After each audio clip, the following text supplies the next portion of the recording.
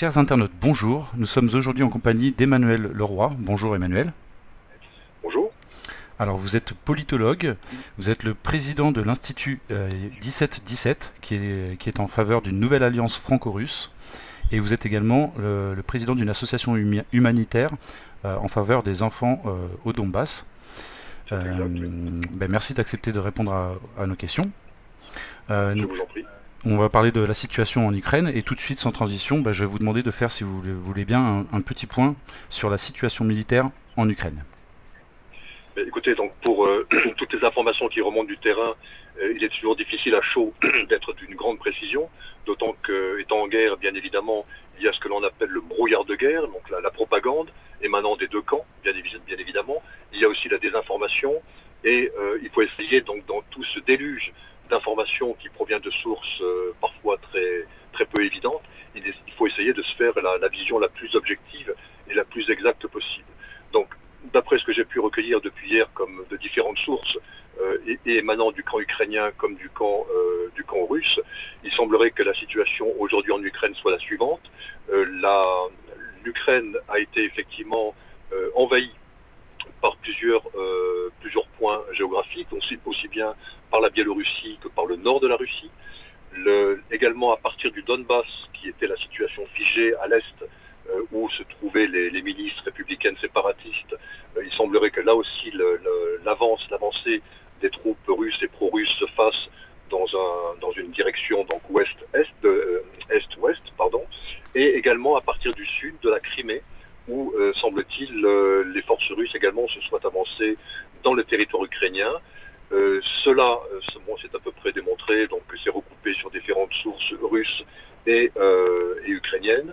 Et en sus de cela, il y a également eu pas mal d'opérations aéroportées qui ont visé notamment à sécuriser des aérodromes comme celui de Kiev, qui est aujourd'hui, donc à l'heure où je vous parle, tenu par les forces spéciales russes qui contrôlent cet aéroport et qui sont en train d'y acheminer du matériel lourd de manière à prendre la ville de Kiev. Aujourd'hui, manifestement, la ville de Kiev est en tenaille par les forces russes, est prise en tenaille par les forces russes, et il y a, semble-t-il, la volonté de faire tomber très vite, le plus vite possible, le gouvernement Zelensky, de manière à décapiter littéralement l'État ukrainien et à faire en sorte que la guerre s'arrête le plus vite possible. Mmh.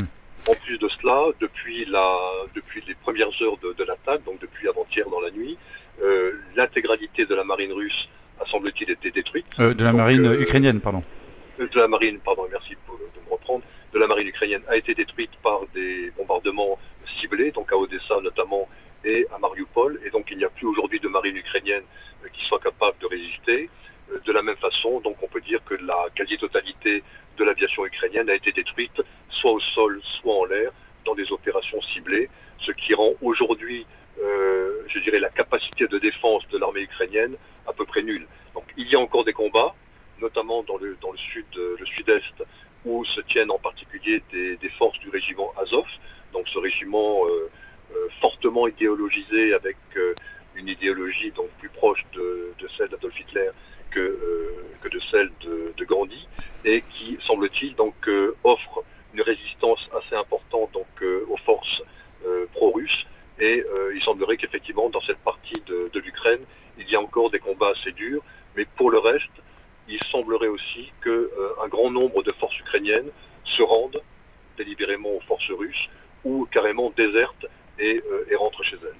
Donc voilà quelle est la situation, semble-t-il, donc à chaud, que l'on peut observer aujourd'hui sur le terrain. Et Zelensky a appelé la population hier à résister militairement, les civils donc à résister militairement, il a même parlé de cocktail Molotov je crois, aux forces russes.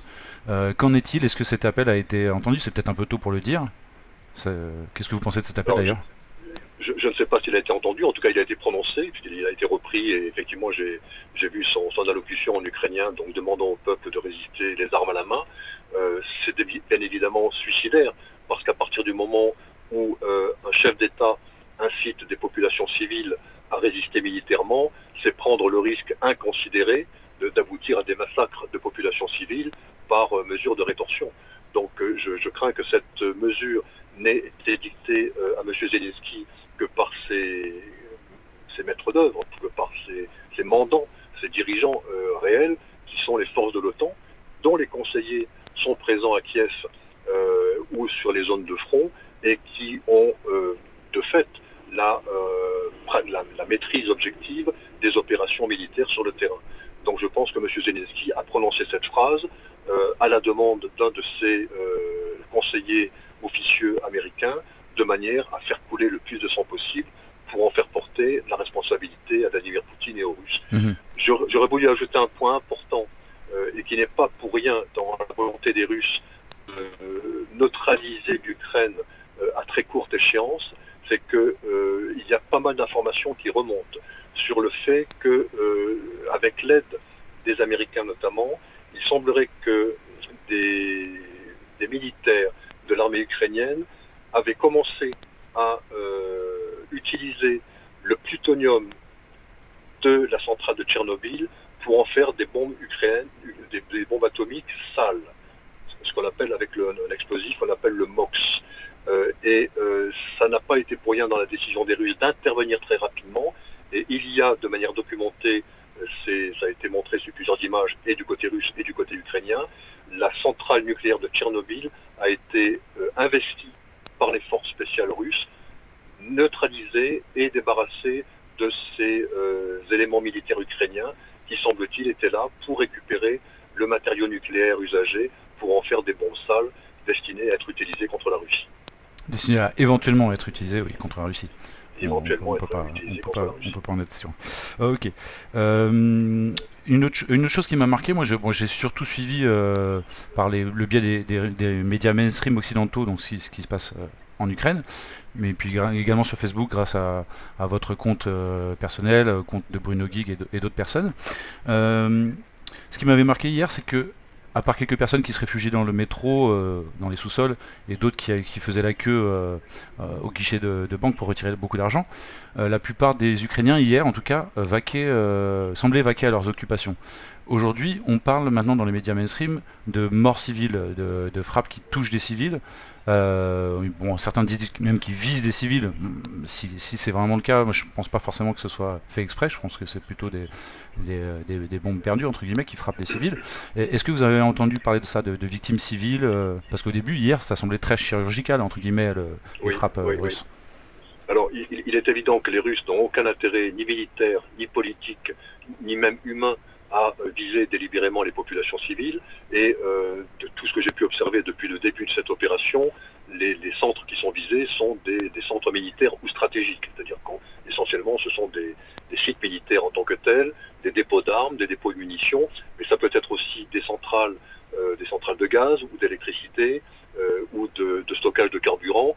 Et là, il est évident qu'il peut y avoir du personnel civil qui était présent sur ces sites et qui ont été victimes de ces bombardements. Ça, on ne peut pas le nier. Mais ce n'est pas documenté, je n'ai pas vu d'informations là-dessus. D'accord. En revanche, ce que j'ai pu trouver en provenance de sources ukrainiennes, exclusivement ukrainiennes, puisque donc ça a été filmé sur place, il y a des rampes de lancement de missiles, de missiles Grad, qui sont volontairement dissimulés au sein de résidences civiles, au sein de complexes d'immeubles, dans des cours d'immeubles, de manière à provoquer des dégâts une fois que ces véhicules auront été identifiés par les satellites ou les drones, de manière à ce que des bombardements soient effectués dans ces zones civiles, mais en plein milieu de populations vivant sur place, avec la volonté très claire, je le crois, de faire des victimes civiles, de manière à pouvoir en blâmer les Russes une fois que ceux-ci auront tiré.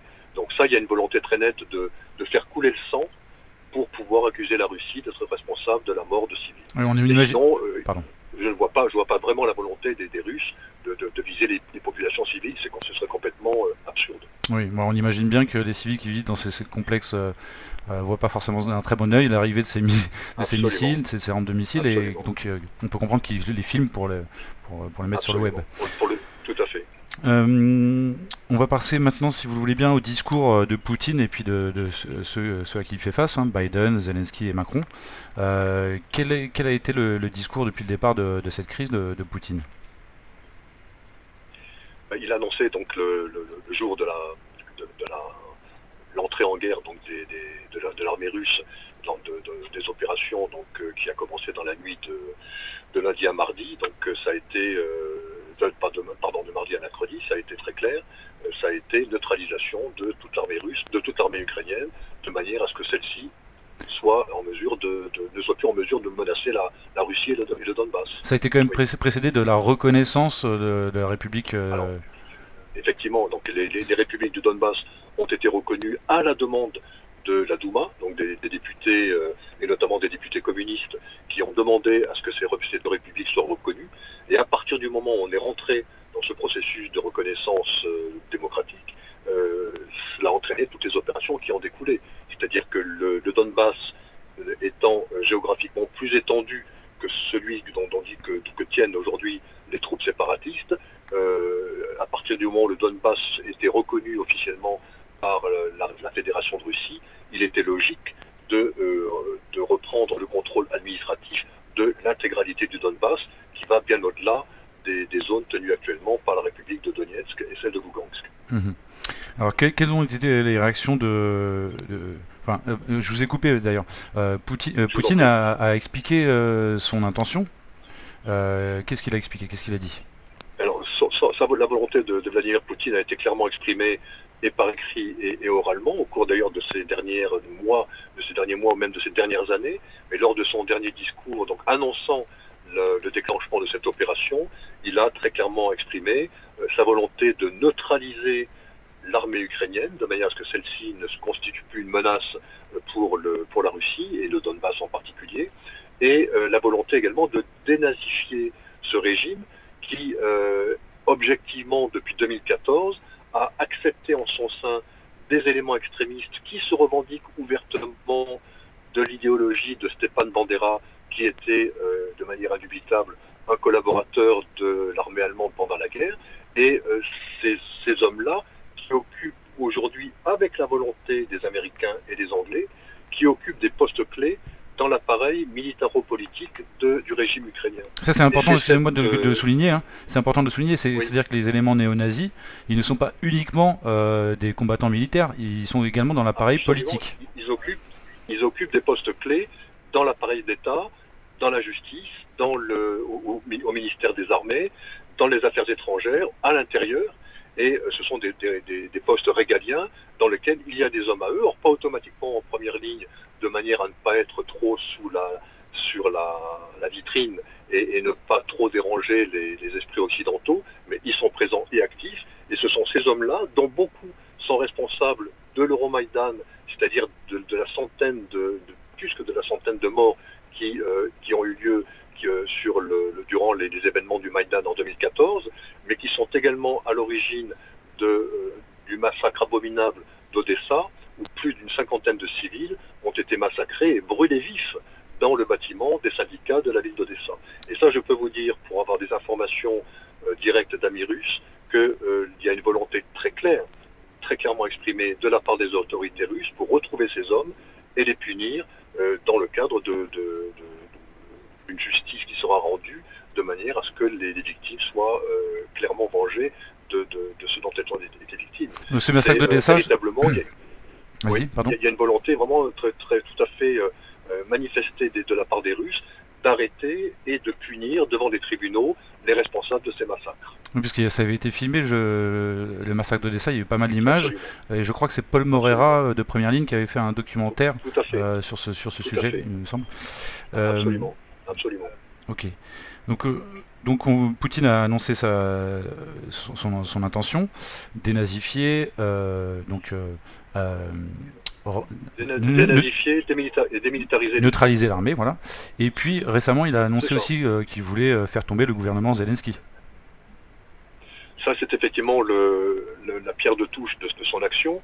À partir du moment où ce gouvernement est constitué, entre autres, de ces éléments extrémistes qui constituent l'armature donc idéologique du régime de Kiev et qui sont à l'avant-pointe, aux avant-postes de ceux qui veulent faire la guerre à outrance contre la Russie, contre le Donbass, il est évident que pour extirper ces éléments hostiles à la Russie, il faut aller donc jusqu'au cœur du système, donc renverser le gouvernement ukrainien, qui aux yeux des Russes n'a aucune légitimité, aucune légalité, puisqu'il est issu d'un coup d'État.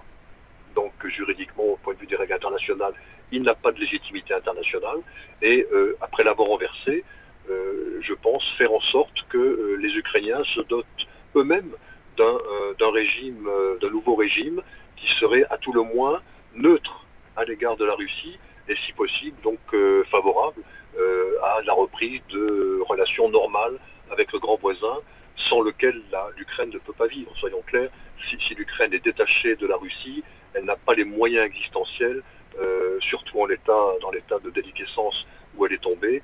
L'Ukraine n'a pas les moyens de survivre dans le monde actuel. Mmh. Alors juste une toute petite aparté géopolitique, mais que je trouve quand même intéressant, c'est pour ça que je vais la faire. Il me semble, là vous allez m'affirmer ou me confirmer, que Israël fait partie des pays qui ont armé l'Ukraine ces dernières années. Est-ce que c'est pas un peu contradictoire avec le fait qu'il y ait des éléments néo-nazis au sein de l'appareil d'État ukrainien? Oui, donc la géopolitique et la politique même simplement donc à elle-même accepte souvent des contradictions et on en voit une ici par exemple donc avec le fait qu'Israël a effectivement soutenu donc le régime ukrainien, de même qu'ils ont soutenu le régime azéri d'ailleurs donc dans la guerre donc dans le Haut-Karabakh et il a été également documenté pour revenir à ce conflit ukrainien qu'il y avait semble-t-il des éléments du Mossad parmi les émeutiers du Maïdan en 2013-2014. Il y a eu quelques rares documents qui sont sortis à l'époque, mais qui démontrent qu'il y avait des éléments du Mossad qui étaient présents. Mais il ne faut pas s'en étonner, quand le Mossad est une des composantes de l'architecture anglo-saxonne qui est elle-même à la manœuvre. Le Mossad est un élément du camp occidental parmi d'autres, Oui, comme l'Australie, c'est-à-dire que l'OTAN, la Nouvelle-Zélande, le Canada, etc. au sens strict du terme, l'Israël ne fait pas partie de l'OTAN, mais on sent bien que c'est un allié tacite. Ça paraît évident, donc pour tout observateur un peu objectif, c'est à peu près clair. Mmh. Cela étant, et ça c'est une information qui n'est pas sortie à ma connaissance dans les médias principaux en Occident et en tout cas pas en France, il semble que depuis hier, l'ambassadeur de Russie à l'ONU a déclaré que son pays ne reconnaissait pas l'annexion du Golan par Israël donc depuis 1967, depuis la guerre de 1967, pas plus que la Russie ne voulait reconnaître l'annexion de Jérusalem-Est. À ma connaissance, ce fait n'est pas anodin, puisque c'est la première fois depuis 1967 qu'un grand pays dans le monde se pose clairement en contradicteur hostile d'Israël concernant d'une part l'annexion du Golan, d'autre part l'annexion de Jérusalem-Est. Mmh. Quand on sait la représentation symbolique que revêt la ville de Jérusalem pour Israël, on peut penser qu'il s'agit d'une déclaration de guerre symbolique. Mmh. Quelles ont été les réactions officielles de Biden et de Macron notamment? Apparemment, beaucoup de gesticulations, c'est-à-dire qu'ils ont répété que d'un côté comme de l'autre, un peu comme des mantras, que les sanctions allaient être sévères, qu'elles allaient être d'une ampleur jamais vue, que la Russie ne tiendrait pas face à la réaction occidentale. M. Macron a promis d'envoyer de l'argent en Ukraine, donc 350 millions, alors que la semaine dernière il envoyait encore 1 milliard. Donc on a l'impression d'effets d'annonce assez ridicules, assez dérisoires au regard de la crise. Ce n'est pas d'argent dont l'Ukraine a besoin aujourd'hui. Si véritablement l'Occident voulait montrer son soutien à l'Ukraine, il enverrait donc ses armées pour défendre l'armée ukrainienne. On s'aperçoit que non seulement il n'envoie pas un homme, du moins officiellement, en Ukraine, mais qu'au contraire, ils ont retiré leur maigre contingent qui était présent sur le terrain. Il reste quand même, et je pense qu'on le verra dans les jours qui viennent, sur certains réseaux, il reste néanmoins des mercenaires que l'Occident avait envoyés là-bas, notamment des mercenaires américains, des troupes spéciales, des forces spéciales polonaises, canadiennes, américaines, anglaises, et des djihadistes venus de Syrie et de Libye que M. Erdogan avait également envoyés sur le terrain.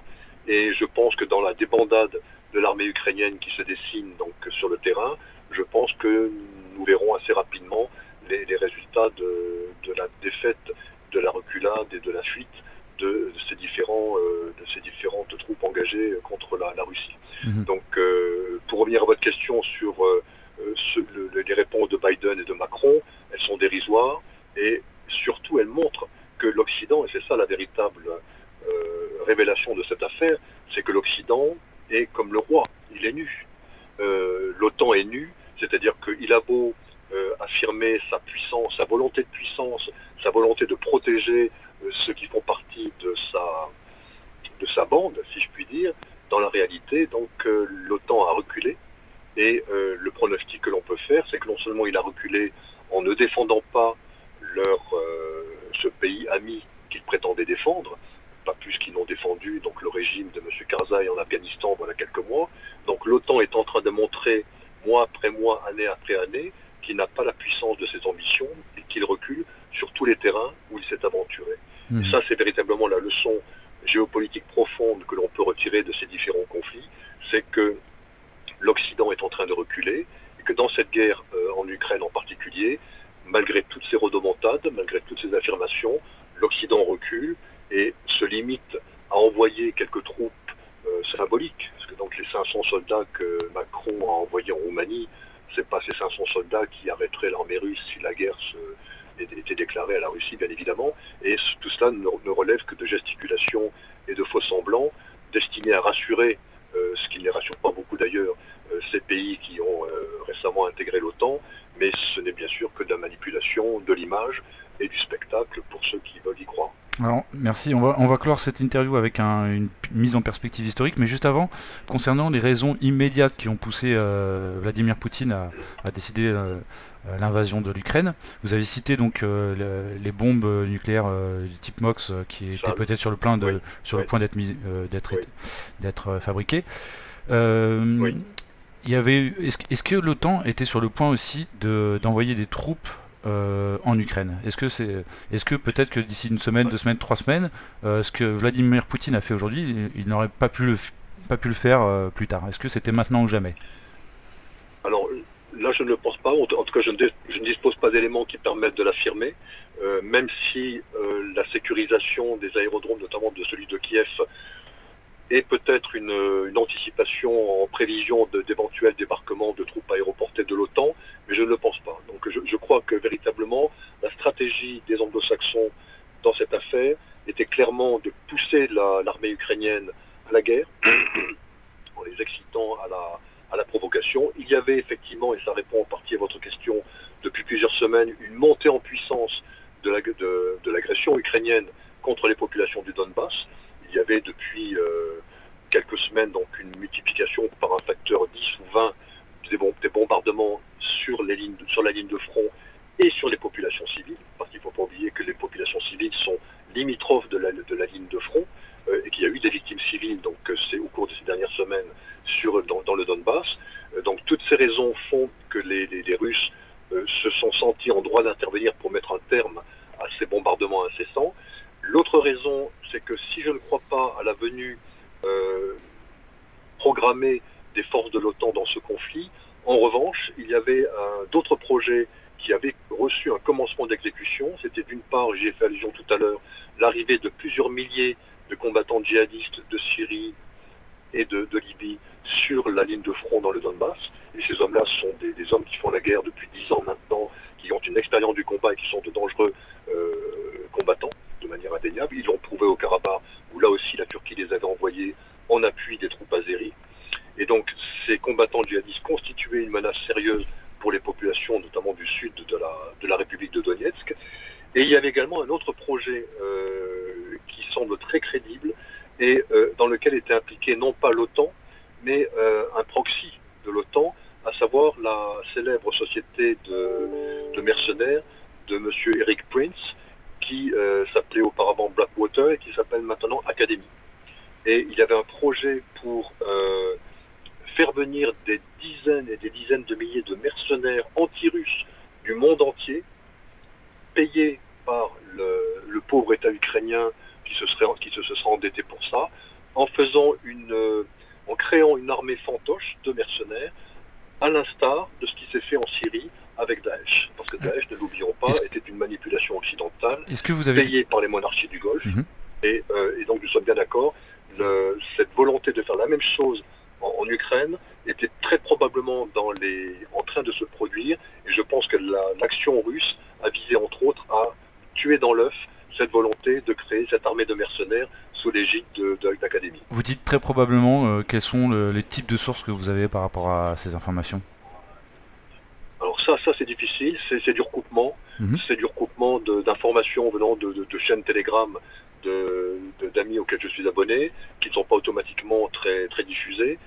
C'est des recoupements par des amis que j'ai à Paris ou à Moscou ou ailleurs, et qui confirment la plausibilité de l'information, parce qu'il est évident que bon, là, il n'y a rien d'officiel, je ne peux pas vous apporter un document signé, mais disons que la probabilité de l'information que je vous donne, à mes yeux, donc, est au moins à 99%. Je le crois véritablement. D'accord. De toute façon, c'était une volonté de la part des Anglais et des Américains de faire cette guerre. Ne parvenant pas à durcir le conflit, cette solution donc de mercenaires de sociétés privées était la solution idéale pour reproduire le schéma qu'ils avaient créé en Syrie et qui a failli marcher, qui n'a été stoppé que par l'interruption que l'armée russe y a mise en venant bombarder l'armée islamique. En 2015. C'était 2015, absolument. Donc du coup, à partir de septembre. Si l'Ukraine avait préalablement rejoint l'OTAN, ils auraient pu activer l'alliance, et donc les alliés auraient été obligés d'intervenir militairement en Ukraine. Là, l'Ukraine n'était pas membre de l'OTAN. À quelle échéance elle aurait pu rejoindre l'OTAN? C'est difficile à dire. Comme c'était une ligne rouge, c'est à mon avis impensable. Alors d'une part en l'état, parce que juridiquement elle ne le pouvait pas, parce que les statuts, la charte de l'OTAN précise bien que ne peut intégrer, rejoindre le camp de l'OTAN qu'un pays qui est en paix sur l'intégralité de son territoire. Donc le simple fait de l'existence du conflit dans le Donbass, juridiquement empêchait l'entrée de l'Ukraine dans l'OTAN. Et dans le même temps, il faut pas oublier non plus que d'autres pays, d'autre part, le deuxième critère déterminant pour intégrer l'OTAN est que l'unanimité des autres membres soit en faveur de l'entrée de ce pays. Et en l'occurrence, la France et l'Allemagne notamment avaient montré leur réserve, voire leur hostilité à l'entrée de l'Ukraine dans l'OTAN. Donc je pense qu'il n'y avait quasiment aucun risque que l'Ukraine n'intègre officiellement l'OTAN. En revanche, l'Ukraine était déjà en train officieusement d'intégrer l'OTAN, puisqu'on sait qu'il y avait des bases navales notamment qui avaient été dévolues aux Anglais à côté d'Odessa. Donc il y a une base dans laquelle les Anglais ont commencé à travailler. Et il y avait également d'autres éléments de preuve qui attestaient que l'OTAN était en train de s'incruster dans le complexe militaro-industriel ukrainien, notamment par l'intermédiaire de Boeing, qui avait repris des actions de la société Antonov, et ce n'est pas rien, ça peut avoir des conséquences géopolitiques importantes.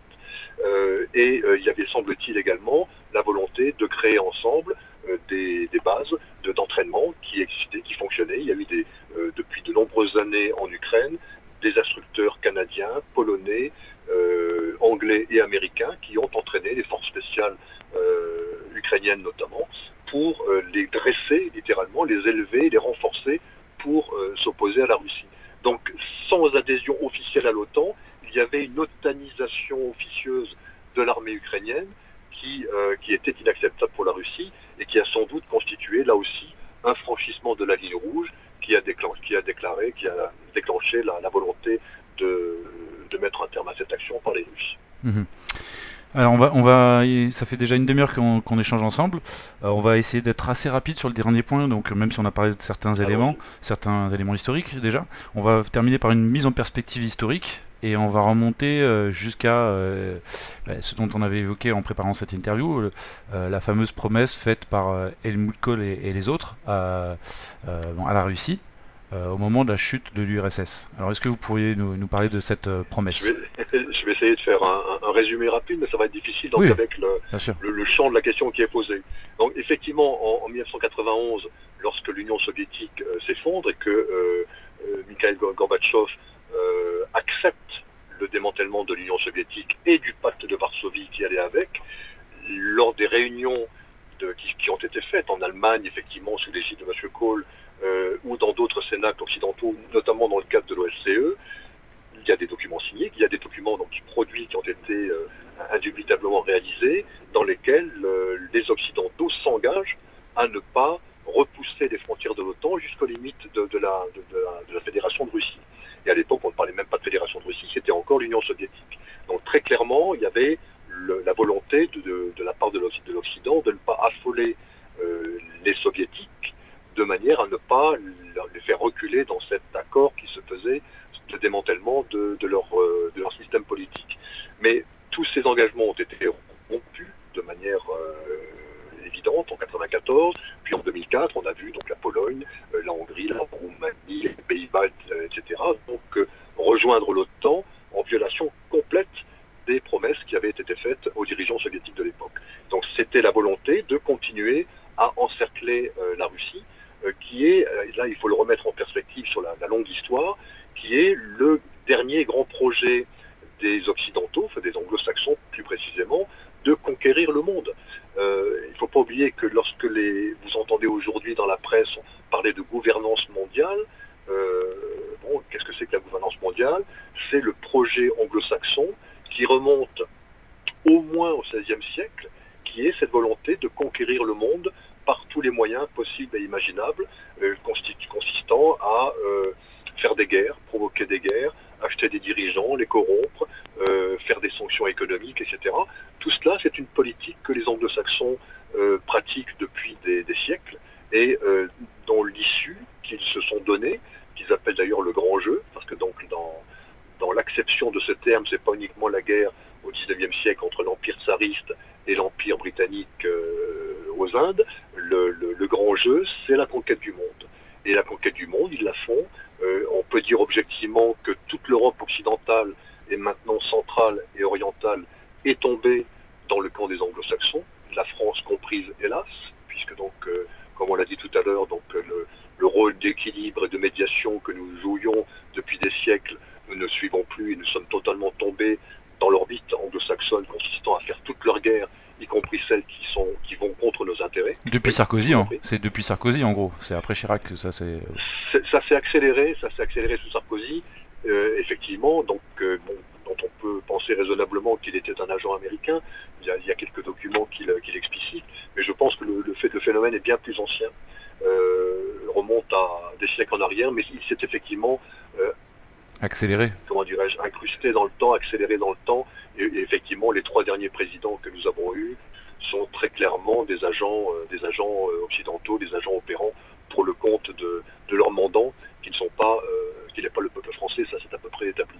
Donc cette volonté de créer cette situation politique donc, est très ancienne, et effectivement, donc, on y faisait allusion tout à l'heure, un politologue américain d'origine polonaise l'avait clairement démontré avec son fameux ouvrage de référence, Le Grand Échiquier. Donc M. Brzezinski donc, a très clairement désigné l'Ukraine comme étant le point d'accroche par lequel on pouvait faire tomber la Russie et par lequel on considérait que si la Russie était détachée de l'Ukraine, ou si plutôt l'Ukraine était arrachée à la Russie, la notion d'empire russe s'effondrait. C'est ça un peu le fond du Grand Échiquier. Oui, il parlait de l'Ukraine comme d'un pays pivot, c'est le terme qu'il utilise. Le pays pivot, c'est-à-dire qu'il n'a pas forcément des grosses ressources, mais il est intéressant géopolitiquement parce qu'il est juste à côté d'un très grand pays comme la Russie, là, en l'occurrence, et que si on met à mal l'Ukraine, eh ben on met à mal la Russie, en gros. C'était l'évidence. Alors c'était vrai, c'était encore vrai, on va dire, donc autant dans les années 90 où M. Brzezinski a sorti ce livre, il est vrai que l'Ukraine, par sa situation de contrôle de la mer Noire, notamment avec la Crimée, lorsque la Crimée était encore ukrainienne, constituait donc un objectif stratégique d'importance, mais à partir du moment où la Crimée est reprise par les Russes, donc le reste de l'Ukraine ne revêt pas la même importance stratégique, et en sus de cela, il y a un autre élément géomilitaire, si je puis dire, qui s'est rajouté à cela aujourd'hui, c'est que les missiles balistiques, notamment hypersoniques, dont dispose l'armée russe aujourd'hui, leur permet de frapper à peu près n'importe quel pays sur la planète au moment et à l'endroit où ils le veulent. Donc, les progrès technologiques militaires russes, oui. Les progrès technologiques militaires russes ont été très importants, ont eu des répercussions géopolitiques énormes ces 10 dernières années. Et juste, vous parliez de la Crimée, l'accès aux mers chaudes pour l'armée navale russe. Ça me fait penser à la Syrie, puisque si les Occidentaux avaient réussi leur plan de faire tomber Bachar al-Assad, les Russes auraient logiquement perdu leur base militaire de Tartous en Syrie, donc n'auraient plus eu accès en Méditerranée ni par la Crimée, la mer Noire, ni par Tartous. C'est une évidence. Donc on va avancer un petit peu dans notre perspective historique. On était arrivé jusqu'à 2004, donc l'inclusion dans l'OTAN des pays d'Europe de l'Est. Et après, donc la déstabilisation de l'Ukraine. Est-ce qu'on peut mettre ça en quelques dates? Ça a justement commencé en 2004 par la première révolution orange, donc qui a visé à renverser, un président là encore, sinon pro-russe, du moins trop neutre par rapport à la vision occidentale, et à lui substituer donc Monsieur Yushchenko, je crois, donc qui lui était clairement un bon petit soldat de l'OTAN, si vous voulez, qui est resté en place le temps nécessaire de se remplir les poches et de contribuer encore à affaiblir cette pauvre Ukraine, jusqu'à son remplacement par M. Yanukovych, qui lui représentait plutôt les intérêts des oligarques du Donbass et qui est resté en place quelque temps, jusqu'au Maïdan de 2013, au cours duquel il a été renversé parce qu'il a été jugé trop pro-russe par rapport aux intérêts occidentaux. Donc le Maïdan, c'est donc 2013-2014. Le Maïdan est très clairement une opération souffre-drapeau, une opération de régime change, comme on dit aujourd'hui, manipulée par les Occidentaux. Madame Nuland, Victoria Nuland, s'en est d'ailleurs vantée elle-même sur la place du Maïdan, en affirmant que les Américains avaient dépensé sur 20 années de préparation, plus de 5 milliards de dollars, destinés à favoriser ce coup d'État par le changement mental du peuple ukrainien, par la propagande instillée par tous les canaux à leur disposition. Des associations, des ONG. La télévision, absolument. Et ils sont parvenus à leur fin. Ils ont réussi à monter une partie du peuple ukrainien contre les russophiles, et à créer cet antagonisme totalement artificiel.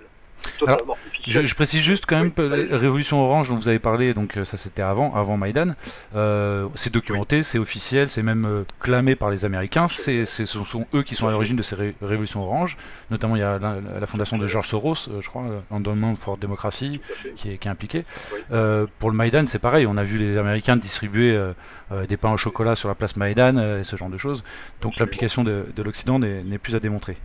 Est-ce que vous vouliez rajouter quelque chose par rapport à cette mise en perspective historique qu'on est en train de conclure? On pourrait en parler, donc je pourrais vous en parler pendant des heures. C'est un sujet qui me passionne, et comme vous le voyez, effectivement, donc il y a beaucoup de choses à dire encore.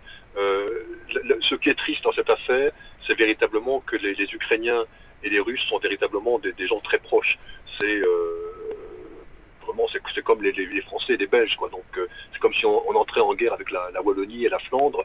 Ce serait aussi stupide, si vous voulez, en termes de relations humaines, que ce qui se passe actuellement entre la Russie et l'Ukraine. Je dirais que c'est même pire qu'entre la France et la Belgique, parce que si j'ai bien compris, l'Ukraine, Kiev, c'est le berceau de la Russie. C'est le berceau. Si on regarde 1000 ans en arrière, c'est ça. Hein.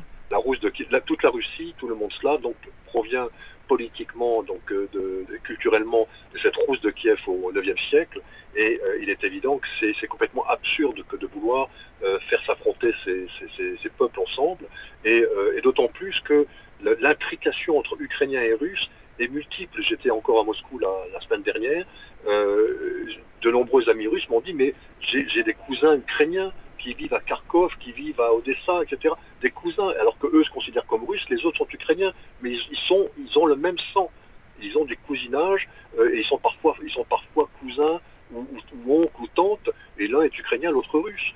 Mais quelle différence? Ils parlent à 80% la même langue.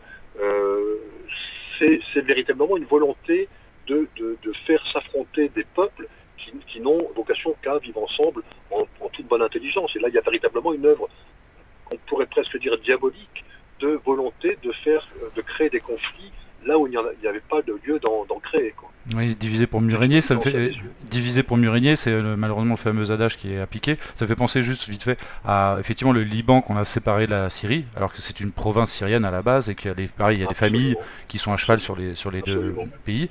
Et plus récemment, le Kosovo. Bon, c'est un petit peu plus compliqué, mais le Kosovo, si j'ai bien compris également, c'était le berceau de la Serbie. Au Kosovo, il y avait des églises qui remontaient à 13 ans. Et, ouais, donc absolument. Absolument. Et ça, c'est effectivement le jeu anglo-saxon, vous mettez le doigt dessus, de toujours chercher les pommes de discorde, éventuellement de vieux conflits qui ont été éteints depuis des siècles, et de rallumer la flamme de la haine culturelle, religieuse, ethnique, de manière à créer des conflits dont ils bénéficient. C'est véritablement le jeu des anglo-saxons partout où ils sont allés. Si on regarde aujourd'hui le résultat de leur présence en Inde pendant 2 siècles, 3 siècles maintenant, ils ont abouti, lorsqu'ils sont partis, à diviser ce monde entre une Inde hindouisto-musulmane et un Pakistan intégralement musulman qui se regardent en chien de faïence depuis maintenant presque un siècle. C'était la volonté des Anglais en partant de créer la discorde, comme ils l'ont fait aussi avec Hong Kong, pour créer là encore une pomme de discorde avec la Chine. C'est véritablement une stratégie qu'ils appliquent partout où ils le peuvent, de manière à créer du chaos contrôlé et à jouer sur ce chaos pour avancer leurs pions en fonction de leurs intérêts. Eh bien, on va conclure ce qu'on peut dire en conclusion. On va terminer aussi en ayant une pensée bien sûr pour tous les civils ukrainiens, qu'ils soient dans le Donbass ou ailleurs, en Ukraine, parce que c'est eux entre guillemets les dindons de la farce, c'est eux les victimes de ces manœuvres de déstabilisation contre l'Ukraine et contre la Russie. Tout à fait. Je vous remercie d'y avoir pensé. Effectivement, donc ce que l'on peut souhaiter de mieux, c'est que la guerre s'arrête vite et que le moins de sang possible coule. Merci de l'avoir rappelé. Merci à vous, Monsieur Leroy, pour votre analyse, pour vos considérations et les informations que vous nous avez apportées. Et je vous dis à bientôt. À bientôt. À très bientôt. Merci pour l'accueil. Au revoir. Au revoir.